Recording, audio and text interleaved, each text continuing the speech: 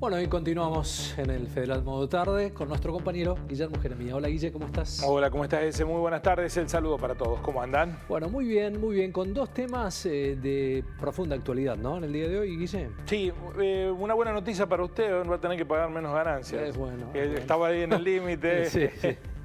Bueno, trabajaron, esa es otra buena noticia. Sí. El día sábado hubo un trabajo intenso en el Parlamento Nacional para aprobar algunas leyes que tienen aspectos que en líneas generales están siendo recibidos de buen grado por la mayoría de la población, aunque siempre hay, como en todo, matices a este respecto. Las modificaciones, sobre todo en la elevación de los mínimos del impuesto a las ganancias, los cambios en el monotributo. Bueno, esto puede significar un impacto en la economía. ¿Qué dimensión? Lo vamos a evaluar con el economista Gonzalo Finlés, a quien saludamos y le agradecemos este momento que nos dedica. Gonzalo, ¿cómo va? Buenas tardes. Hola, ¿qué tal? ¿Cómo están? Gracias por la invitación. Bueno, al contrario. Bueno, los aspectos centrales de este paquete de acciones tributarias, desde su óptica, ¿cuáles son? Bueno, en primer lugar, de lo que se estuvo hablando todo el fin de semana y ahora en esta semana es el cambio en el régimen de ganancias, en la elevación del mínimo no imponible, que ahora pasa a estar en los 150.000 pesos, es decir que todos aquellos que tengan un salario bruto de 150.000 pesos, es decir, más o menos unos 124.000 pesos que cobren de bolsillo, dejarían de pagar ganancias, quienes cobren hasta ese monto.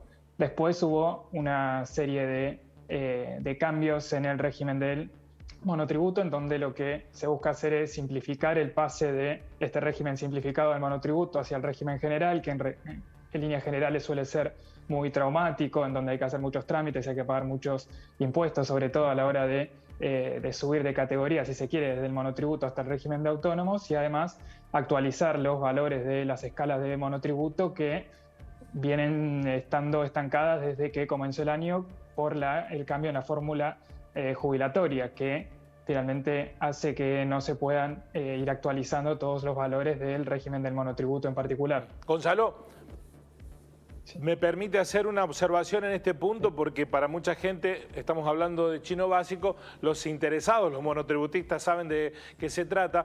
Cuando se es monotributista, hoy hay cada vez más gente monotributista, y se factura por encima de un monto que creo que hoy estaba en 1.200.000 pesos, me dará precisiones usted, se pasa al régimen general. Y cuando se pasaba, antes de estas modificaciones, al régimen general, se empezaban a pagar otros impuestos, ganancias, IVA.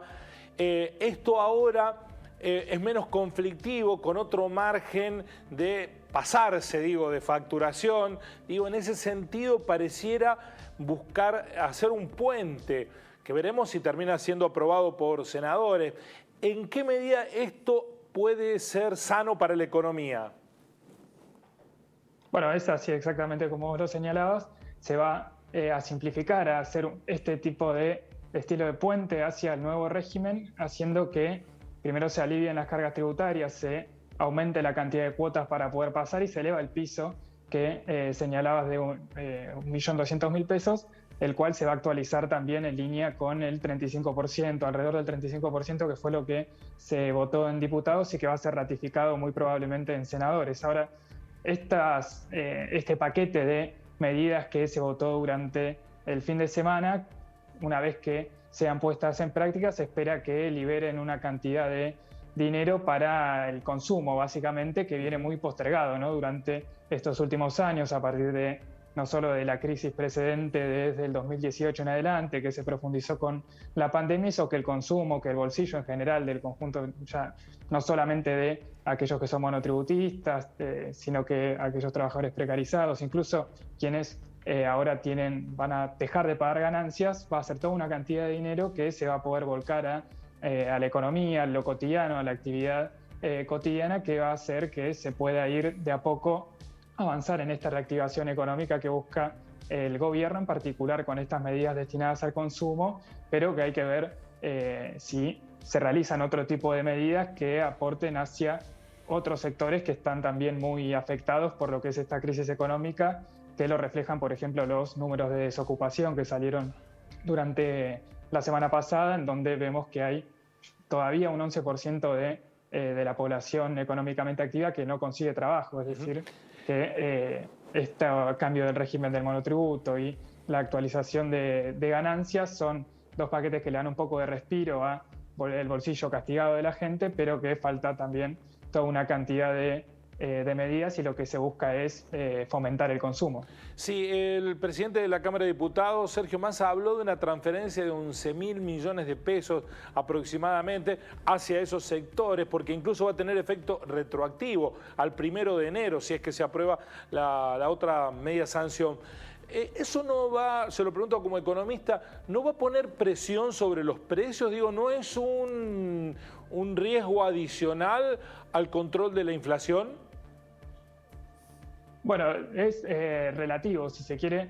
O sea, esto podría, como señaló Massa, dijo un 11.000 millones de pesos. Lo mismo dijo Todesca, alrededor de los 10.000 millones de pesos que se van a volcar al consumo. Es probable que sí, que pueda llegar a haber algún tipo de efecto en la inflación, pero creo yo que lo que se busca con este tipo de medidas es, por ejemplo, ir hacia una negociación de paritarias menor a la que por ahí uno podría esperar que vaya en línea a la inflación que pronostican las consultoras privadas. En concreto, uno ve que el gobierno, con los gremios más afines, está cerrando paritarias alrededor del 29, 30, 31%, en línea con el presupuesto del 2021, y este tipo de medidas en donde se busca ir hacia liberar fondos para los trabajadores, en este caso formales, apuntan hacia no tener que liberar más fondos por el lado de las paritarias. Es decir, que se busca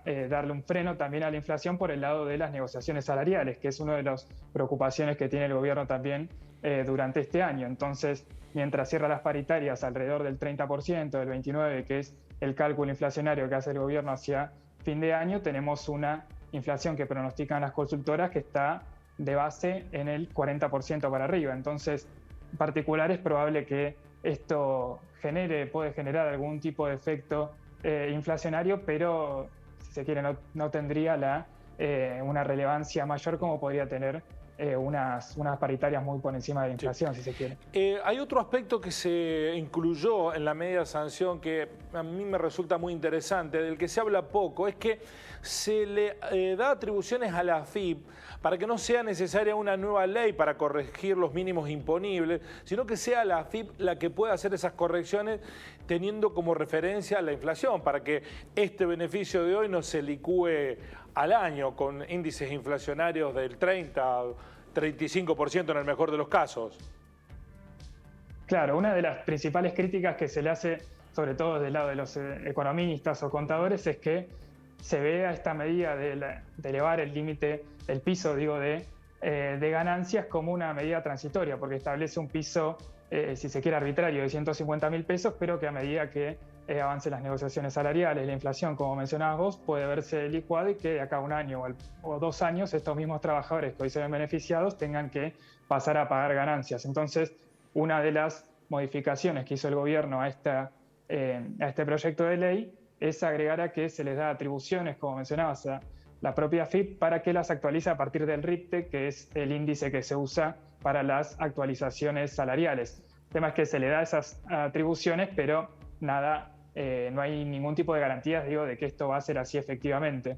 El problema, creo yo, de fondo es que no hay una política, una reforma tributaria, por ejemplo, como la que se señaló desde el gobierno durante el año pasado, que el propio ministro de Economía anunciaba una reforma tributaria que avance hacia impuestos más progresivos, sino que se están haciendo algunas medidas, si se quiere, que son parciales para algunos sectores, en este caso de los trabajadores formales que tienen una mayor cantidad de ingresos y el monotributo, pero no una reforma tributaria integral que pueda avanzar hacia más alivios del bolsillo y aliviar un poco la carga tributaria en los salarios. Parece muy de coyuntura, ¿no? Estamos en un año electoral, acomodar el asunto. El debate de fondo respecto del régimen tributario argentino quedará aún pendiente. Claro, exactamente. O sea, tenemos un régimen tributario en el cual tiene un peso sobresaliente el impuesto al valor agregado, es decir, el IVA, que es un impuesto muy regresivo porque lo pagan por igual tanto los trabajadores formales, que por ejemplo ahora son beneficiados por este recorte de ganancias, pero también lo paga un desocupado, alguien que, incluso la gente que vive en la pobreza, en indigencia, todo el mundo por igual, no importa su nivel de ingresos, paga el mismo 21% cada vez que compra alimentos o el bien o servicio que sea. Entonces eso hace que al tener tanta incidencia este tributo en el régimen general, hace que tengamos un sistema impositivo muy regresivo, que de vuelta el gobierno incluso lo admite, lo dijo durante el año pasado, el propio ministro de Economía dice que esto es así, pero este año parece estar borrado, si se quiere, tanto por la inminencia de la campaña electoral como por las negociaciones con el Fondo Monetario Internacional, en donde finalmente estas reformas de fondo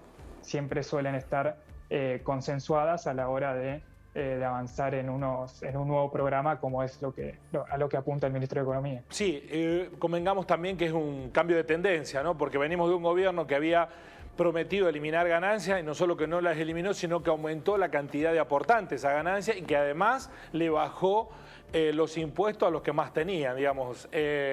Hizo la de Hood Robin y da la impresión que aquí hay como un cambio de tendencia que sabe a poco, pero que en esta coyuntura al menos es reconducir la proa del barco.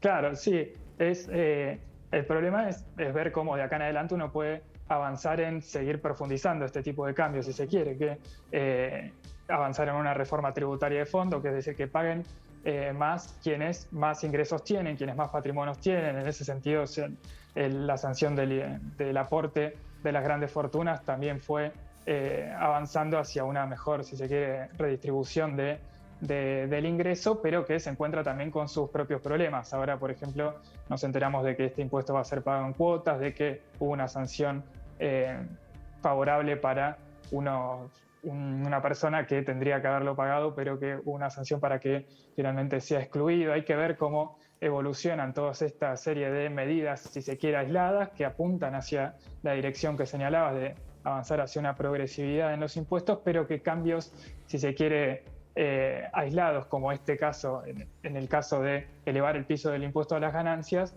puede ser que se transforme en algo muy transitorio, es decir, que, como mencionabas anteriormente, de que en un par de años los mismos trabajadores vuelvan a tener que pagar ganancias, e incluso que no se discuta de fondo cuál es uno de los problemas estructurales que se viene profundizando, que es una pobreza cada vez mayor, que bueno, durante esta semana, el miércoles, el INDEC va a actualizar sus datos, pero que en un país donde tenemos a más de la mitad de los niños que viven en la pobreza, hay que discutir que finalmente quienes tienen más ingresos paguen más y quienes tienen menos ingresos paguen menos impuestos, para poder distribuirlos de una forma más equitativa. Le pido brevedad y síntesis en la última respuesta, porque leí un artículo muy interesante en torno del debate por los biocombustibles, que lo escribió usted.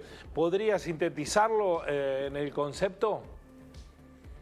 Sí, hay un apuro, si se quiere, porque acá al 12 de mayo va a vencer la ley que rige desde el 2006 en el concepto de la ley de biocombustibles, que lo que establece son cortes para los combustibles que cargamos en el surtidor, en el cual hay un borrador que está girando por parte del Gobierno Nacional, del oficialismo, que lo que busca es recortar la cantidad de bioetanol, del biocombustible, hacia dentro de las naftas que nosotros consumimos, lo cual afectaría si se quiere, a todo el sector agrario en beneficio de las petroleras. Por eso hay todo un debate muy acalorado en la Cámara de Diputados, que tuvo su episodio durante la semana pasada, el jueves pasado, con una sesión especial fallida que se convocó por parte de la oposición y el peronismo de la zona centro, que quiso prorrogar la norma que está vigente desde el año 2006 y que ahora se encuentra en un debate en el cual el oficialismo espera tener los números para cambiar estos porcentajes